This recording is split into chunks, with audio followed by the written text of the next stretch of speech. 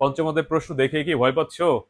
ভয় পাওয়ার কিছু নাই। শোনো, আইসিটি হচ্ছে সব থেকে মজার এবং ভালো লাগার একটা সাবজেক্ট যদি তুমি বুঝতে পারো। আর যদি বুঝতে না পারো, আইসিটি হচ্ছে সব থেকে বাজে এবং কঠিন একটা সাবজেক্ট। তো এখন তুমি কোন লেভেলে আছো তুমি ভালো জানো। তো দেখো, আমি তোমাদের এখন 5 মিনিটে দুটি সংখ্যার গড় নির্ণয়ের অ্যালগরিদম অফ ফ্লো চার্ট শেখাবো। এটি হচ্ছে আইসিটি এর পঞ্চম অধ্যায়ের একটা অংশ। তো এরকম 10-12টা আইটেম যদি কোনো শিক্ষার্থী আয়ত্ত করতে পারে, তাহলে এই অংশ থেকে যে প্রশ্ন আসবে সেই প্রশ্নটি সে দিতে পারবে। তার মানে কঠিন না। 10-12টা আইটেম তুমি কেন পারবে না? এই যেই জিনিস, অর্থাৎ অ্যালগরিদম ফ্লোচার্ট প্রোগ্রাম। আজকের ক্লাসে অ্যালগরিদম ফ্লোচার্ট শেখাচ্ছি।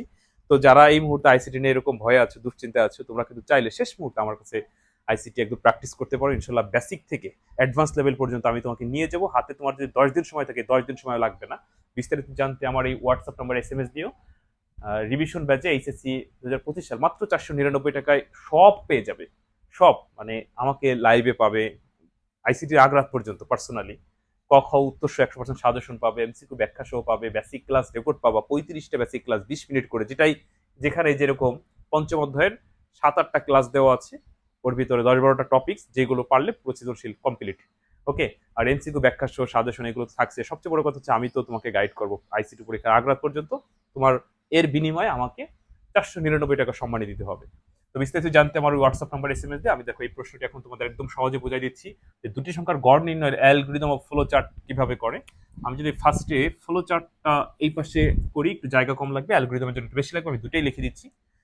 তোমরা যারা জানো আর কি বেসিক মোটামুটি, তারা বলতে পারবা যে কোনো ফ্লো চার্টের প্রথম হচ্ছে শুরু প্রতীকটা একটু ডিম আকৃতি, এখানে লিখবা হচ্ছে স্টার্ট। যদি অ্যালগরিদম আমরা চলে আসি, অ্যালগরিদমে হলো বর্ণনা দিতে হয়, অর্থাৎ ধাপ 1, এখানে লিখবা শুরু করি। তোমরা অনেক সময় কমেন্ট করো স্যার ইংরেজিতে লিখবো ও নাকি বাংলায় লিখবো, এটা তোমার ইচ্ছা। যদি বাংলা ভার্সন হয় তাহলে অবশ্যই বাংলায় লেখাটাই ভালো। শুরু করে লিখলাম। আবার অনেকে বলো স্যার পেন্সিল দিয়ে লিখবো নাকি কলম দিয়ে, এটাও ইচ্ছা, কোনো সমস্যা নাই।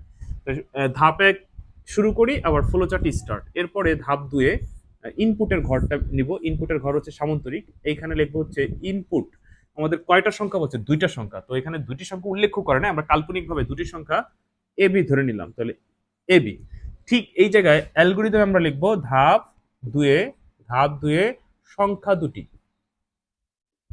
সংখ্যা দুটি এ বি ইনপুট করি, এ বি ইনপুট করি। একটু বুঝে নিও, একটু জায়গা কম তো।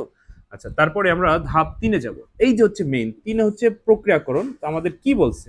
আমাদের বলছে দুটি সংখ্যার গড় নির্ণয় করো, গড়। তাহলে এখানে এখন গড়ের সূত্রটা অ্যাপ্লাই করবা। তো গড়ের সূত্র হচ্ছে অ্যাভারেজ সমান সমান অ্যাভারেজ। গড়ের সূত্র কি বলতো? রাশিগুলোর যোগফল ভাগ রাশির সংখ্যা, অর্থাৎ দুটি রাশি আছে, তাহলে রাশিগুলোর যোগফল ভাগ রাশির সংখ্যা, তাহলে a প্লাস বি ভাগ 2। এইখানে যেটা লেখছো এইখানেও তাই লিখবা। এখানে লিখবা হচ্ছে ধাপ 3-এ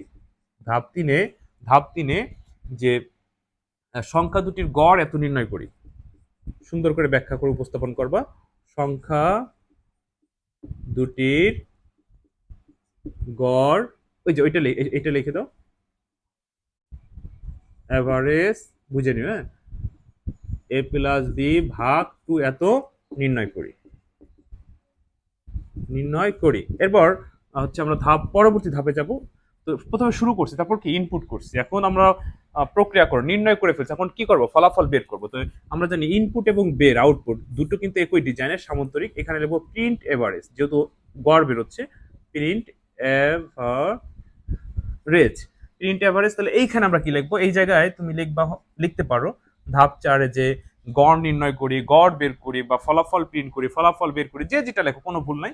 আমরা কমন কথাটা লিখবো যাতে অন্য সময়ও এই কথাটা চালিয়ে দিতে পারি। আমরা লিখলাম ফলাফল প্রিন্ট করি, হয়ে গেল। আচ্ছা, এরপরে আমরা কি করব?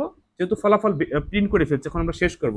তো শেষ প্রতীকটা কেমন? ওই শুরু প্রতীক আর শেষ প্রতীক একই। তো এখানে লিখলাম স্টার্ট, এখানে লিখবো ইন্ড, এখানে লিখলাম শুরু করি, এখানে লিখবো শেষ করি। আশা করি বুঝতে পারছো। দেখছো কত সহজ। তার মানে কি পঞ্চমতা কি কঠিন? শুরুতেই তো ভয় পাইছিলাম। অনেকে বলতে পারছো আর এগুলো তো সহজ, প্রোগ্রাম কঠিন। প্রোগ্রাম ও কঠিন না, প্রোগ্রামও সহজ। যদি বিশ্বাস না হয় আমার এই হোয়াটসঅ্যাপ নাম্বার SMS দিয়ে দেখো, আমার এই কোর্সে ভর্তি হয়ে দেখো, 10 মানে মাত্র 7টা ক্লাস করে দেখো পঞ্চম অধ্যায়ের পুরো আইসিটি বই কমপ্লিট, মানে পঞ্চম অধ্যায়ের। আর প্রত্যেকটা অধ্যায়ের এরকম 7-8টা করে ক্লাস দিব, পুরো আইসিটি বই শেষ হয়ে যাবে। ঠিক আছে, ভালো থেকো প্রিয় শিক্ষার্থীরা, পরবর্তী কোনো ক্লাসে তোমাদের সাথে আবার কথা হবে। আল্লাহ হাফেজ।